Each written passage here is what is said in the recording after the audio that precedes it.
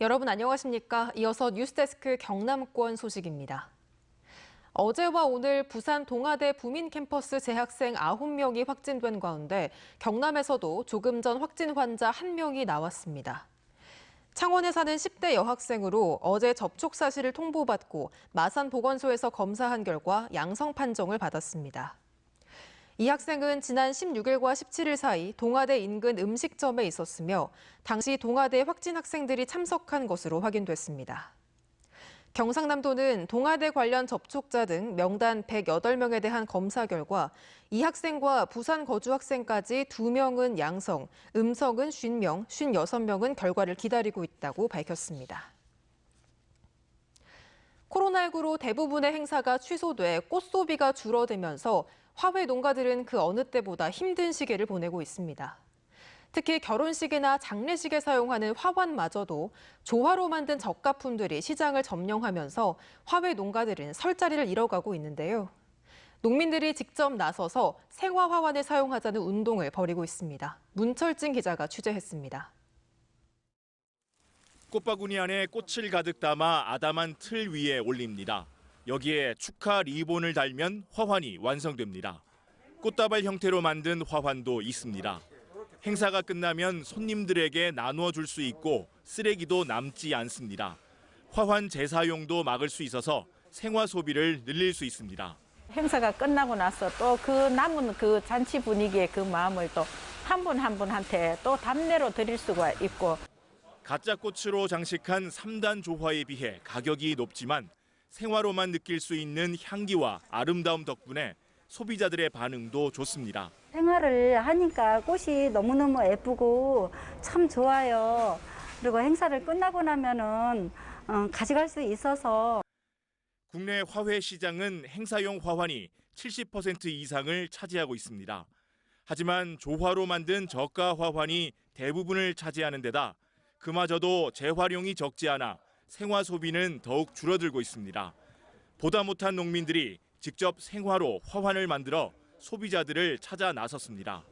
3만 5천, 9천 원 가지고는 생화로가 쓰고 화환을 할 수 있는 그런 구조가 아닙니다. 이런 거를 유통의 질서를 좀 바로잡고 그런 차원에서 생산자들이 직접 이렇게 신화환을 권장하도록. 지난달 21일부터 생화를 사용한 화환은 재사용할 경우 재사용 사실을 소비자에게 알려야 하는 재사용 화환 표시제도 시행되는 등 생화 소비를 늘리기 위한 다양한 노력이 펼쳐지고 있습니다. MBC 뉴스 문철진입니다.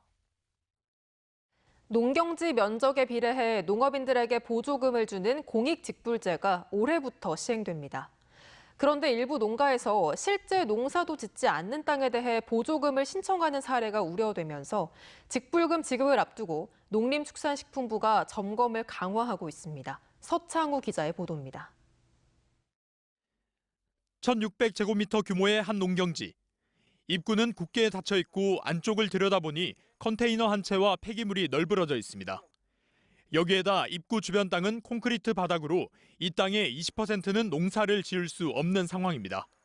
폐자재나 아니면 콘크리트 돼 있는데 요 떼고 신청을 하셔야 되는데 이 부분까지 전체가 신청됐기 때문에 요 필지는 감액을 하고. 인근에 있는 또 다른 농경지에는 묘지가 떡하니 자리 잡고 있습니다. 해당 농경지 주인들은 이렇게 농사를 지을 수 없는 공간까지 묶어 보조금 신청을 했습니다. 이 묘로 인해서 그러면 한 40평이면 그럼 선생님 제가 한 150제곱미터만 뺄게요. 농림부가 환경보전과 농촌유지 등 공익 창출에 기여하는 농업인에게 보조금을 지원하기 위해 도입한 공익직불제. 0.5헥타르 이하 농가엔 면적과 관계없이 매년 120만 원을, 이외엔 면적 구간별로 차등 단가를 적용합니다. 하지만 폐기물을 무분별하게 버리거나 농약을 안전하게 사용하지 않는 등 준수 사항을 제대로 지키지 않으면 직불금 수급에 영향을 받을 수 있습니다.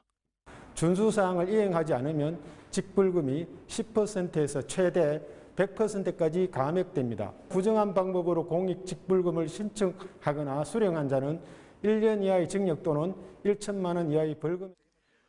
올해 경남에 배정된 직불금 예산은 지난해보다 1,000억 원 증가한 2,260억 원. 직불금을 신청한 농어민만 14만 5천여 명에 달할 것으로 보입니다. 농림부는 이달까지 농업인들이 준수 사항을 제대로 지켰는지 점검을 벌인 뒤 이르면 11월부터 본격 지급할 예정입니다. MBC 뉴스 서창호입니다. 코로나19로 침체된 지역 경제를 살리기 위해 경상남도가 경남사랑 상품권 166억 원어치를 추가 발행합니다. 도는 명절을 고려해 이달과 다음 달은 50억 원씩 1인당 한 달에 50만 원 한도로 10% 할인 판매하며 11월과 12월은 33억 원씩 한 달에 30만 원 한도입니다. 선불 충전식 모바일 상품권인 경남사랑 상품권은 소상공인 결제 수수료 부담을 덜어주는 제로페이 상품권 앱에서 구매 사용할 수 있고 도내 제로페이 가맹점에서도 쓸 수 있습니다.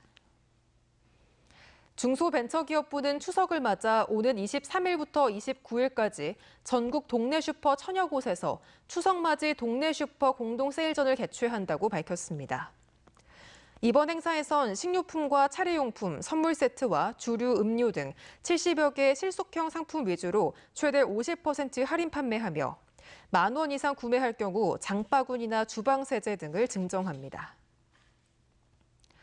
어제 치러진 경남의 순경 채용 필기시험 과정에서 일부 시험장에서 사전 문제 유출 논란이 일었습니다. 온라인 커뮤니티에 따르면 이날 감독관이 순경 채용 필기 과목인 경찰학개론 9번 문제가 잘못됐다며 시험 시작 전에 정정된 문제를 써놓자 일부 수험생들이 이를 찾아보거나 카카오톡 등으로 공유한 것으로 알려졌습니다. 이는 대방중학교에 마련된 2개 시험장에서 발생한 것으로 확인됐고 경남경찰청은 감독관들을 상대로 정확한 경위를 조사하고 있습니다. 지금까지 경남 소식이었습니다.